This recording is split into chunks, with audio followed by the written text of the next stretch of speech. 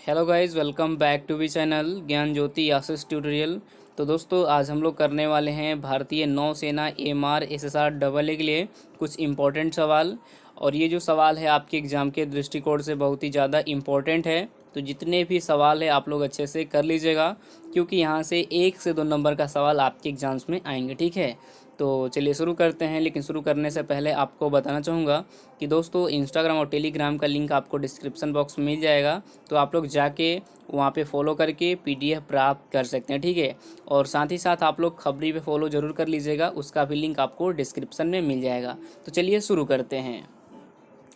तो देखिए, हमने पिछला पार्ट में किया था खेल से संबंधित सवाल, ठीक है, वो भी ट्रिक के साथ। तो आज करेंगे नोबेल पुरस्कार प्राप्त भारतीय जीके ट्रिक के साथ करेंगे। ठीक है, तो देखिए आपके सामने एक ट्रिक है, रवि सर हमारे सुबह आम नाविक।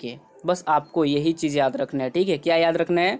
रवि सर हमारे सुबह आम नाविक। अगर ये चीज़ याद रखते हैं तो जितने भी नोबेल पुरस्कार प्राप्त भारतीय होंगे वो सवाल आपको याद हो जाएंगे। ठीक है, अब हम बात करते हैं एक्सप्लेनेशन की।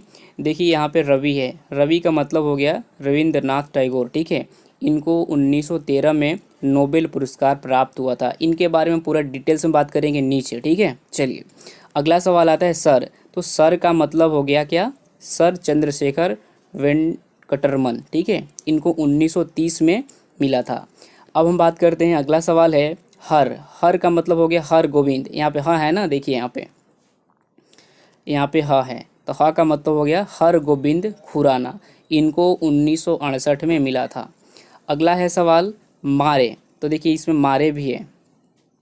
देखिए रवि सर हमारे, ह का मतलब हो गया ये हर गोविंद, और मारे का मतलब हो गया मदर टेरेसा। तो इनको मिला था 1979 में। अगला सवाल है सुबह, यानी कि सुबह आम नाविक। सुबह का मतलब हो गया सुब्रमण्यम चंद्रशेखर। इनको मिला था 1983 में। उसके बाद देखिए अगला सवाल है आम। तो आम का मतलब हो गया अमर्त्य सेन। इनको मिला था 1998 में। याद रखिएगा, बहुत अच्छा ट्रिक है दोस्तों। उसके बाद अगला सवाल है ना बीके। ना बीके का मतलब क्या? वीएस नायपाल। ठीक है, याद रखिए इनको 2001 में मिला था। उसके बाद देखिए अगला है वी का मतलब हो गया वेंकटरमन रामाकृष्ण। तो इनको मिला था 2009 में। ठीक है, किनको? वेंकटरमन राधा रामाकृष्ण को 2009 में मिला था नोबेल पुरस्कार। अगला है के का मतलब हो गया कैलाश सत्यार्थी। इनको 2014 में।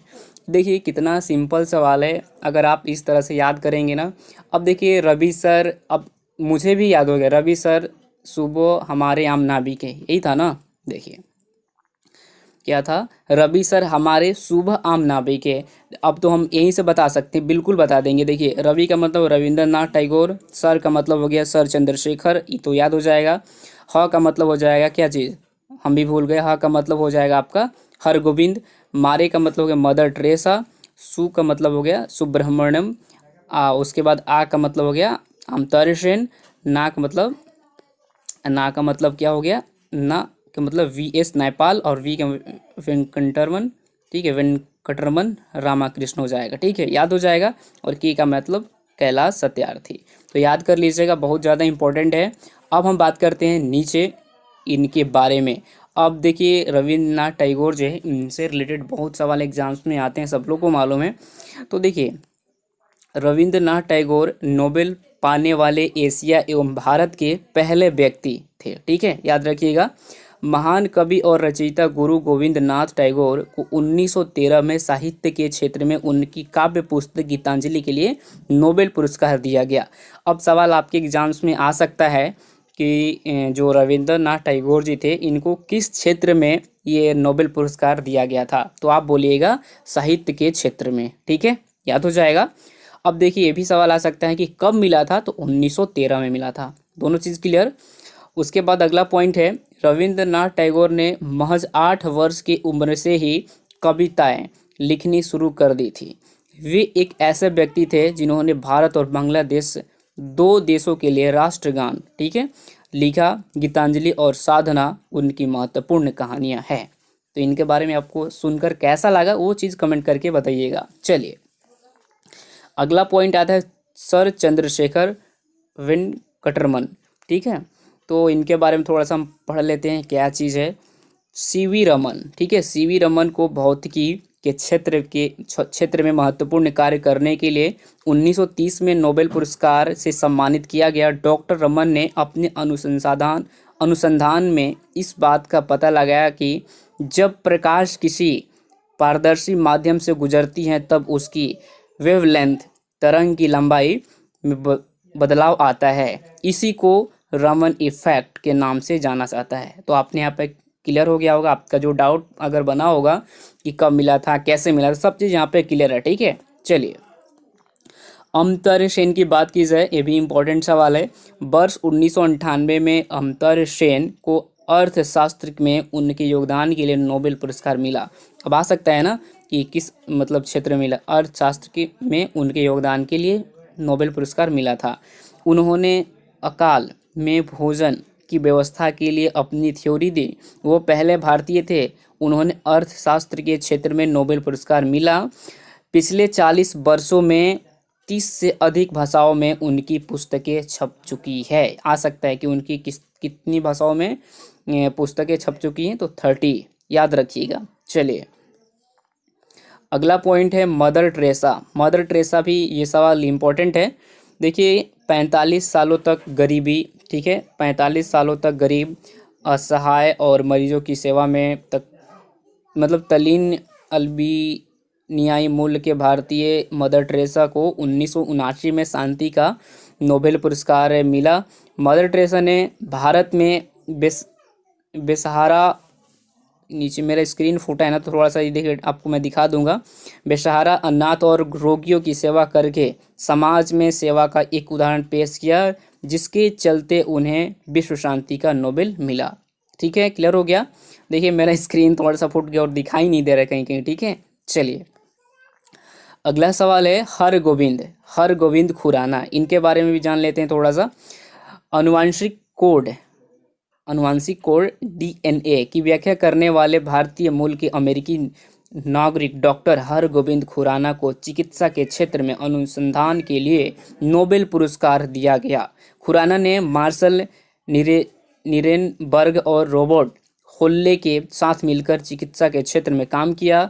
उन्हें कोलंबिया विश्वविद्यालय की ओर से 1968 में ही हॉर्विट्ज पुरस्कार भी प्राप्त हुआ। ठीक है, 1968 में भी हॉर्विट्ज पुरस्कार भी प्राप्त हुआ था, याद रखिएगा। चलिए, अगला पॉइंट है सुब्रमण्यम चंद्रशेखर। 1983 में भौतिक शास्त्र फिजिक्स के क्षेत्र में महत्वपूर्ण योगदान के लिए डॉक्टर सुब्रमण्यम चंद्रशेखर को नोबेल पुरस्कार दिया गया। डॉक्टर चंद्रशेखर भारतीय मूल्य के अमेरिकी नागरिक होने के साथ साथ एक विख्यात खगोल भौतिक शास्त्री थे। ठीक है, जिनके सिद्धांत से ब्रह्मांड की उत्पत्ति के बारे में उनके रहस्यों का पता चला।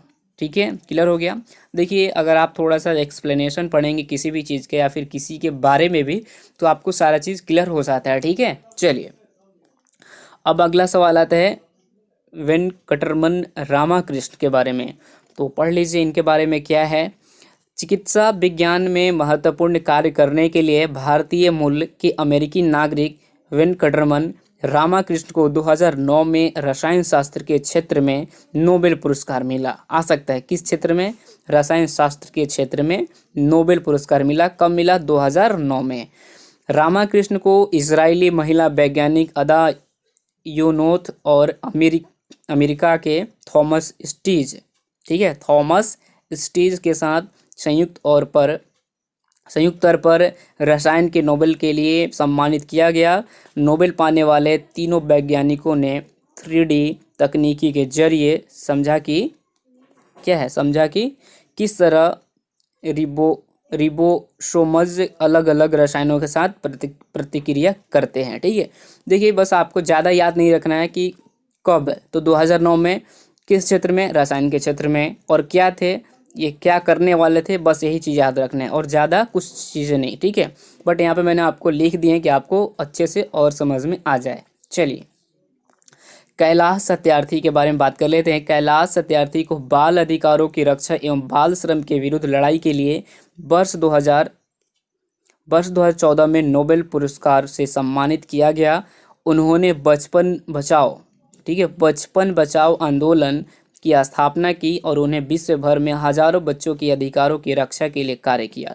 आपके सवाल में आ सकते हैं एग्जाम्स में कि जो कैलाश सत्यार्थी थे वो एक मतलब बचपन बचपन बचाओ आंदोलन, कौन सा आंदोलन शुरू किया, तो बचपन बचाओ आंदोलन शुरू किया की स्थापना की और विश्व भर में हजारों बच्चों के अधिकारों की रक्षा के लिए कार्य किया।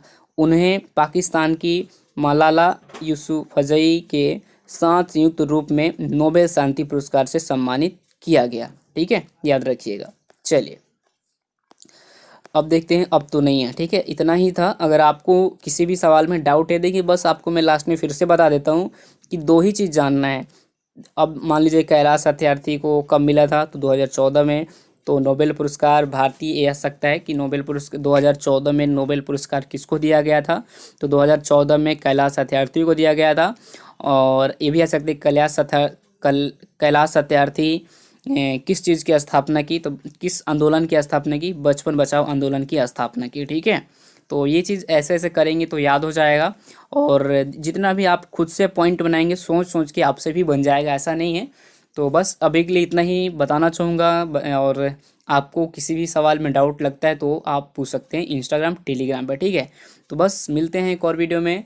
और आपको एक और इम्पॉर्टेंट चीज़ बताना चाहूँगा कि देखिए नेक्स्ट वैकेंसी आने वाली है। आप लोग प्रिपरेशन पे ज़्यादा से ज़्यादा फोकस रखेंगे, वही बेस्ट रहेगा।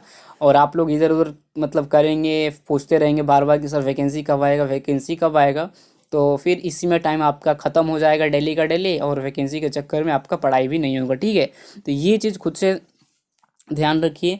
मिलते हैं एक और वीडियो में। और खबरी पे इंस्टाग्राम पे फॉलो कर लीजिएगा, मुझे विश्वास है। सेकंड चैनल को भी डिस्क्रिप्शन में लिंक दे दिए हैं, उसे भी जाके फॉलो कर लीजिएगा। Thank you so much, bye bye, take care, all the best.